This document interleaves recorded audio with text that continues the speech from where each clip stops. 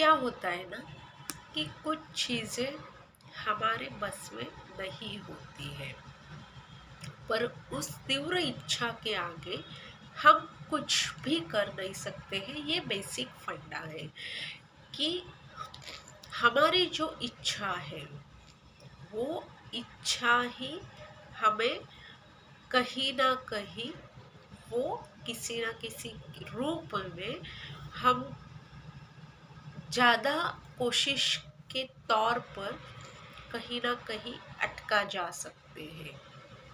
तो वो एक ही होती है, वो तीव्र इच्छा होती है। जो भी विचार मन में पैदा होता है वो थॉट मन में पैदा होता है, और उसे कुछ हम करने जाते हैं तो कहीं ना कहीं हमारे ऊपर ही वो चीज़ें ज़्यादा हावी हो जाती है। तो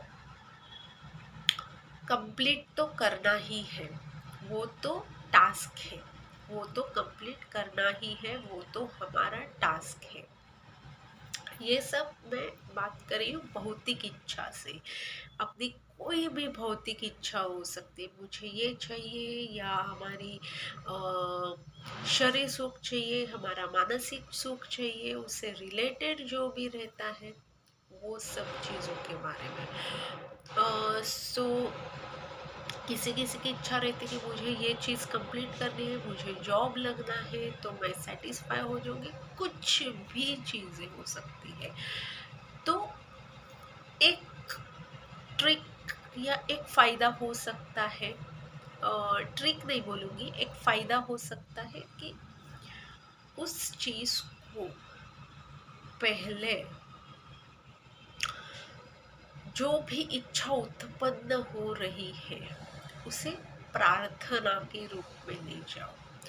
प्रार्थना यानी कि वो सरेंडर की भावना के रूप में ले जाओ कि मुझे ये इच्छा पैदा हो रही है और मुझे वो किसी भी तरह से वो कंप्लीट कर रही है, पर मैं आपके पास वो उत्पन्न भावना के साथ आपके साथ भाव रूप से जुड़ रही हूँ।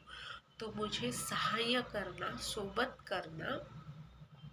तो देखिए फिर कि उसका जो एक माइन्यूट सा इफेक्ट हो जाता है, और बाद में उसे देखना कि वो क्या बदलाव आ रहा है।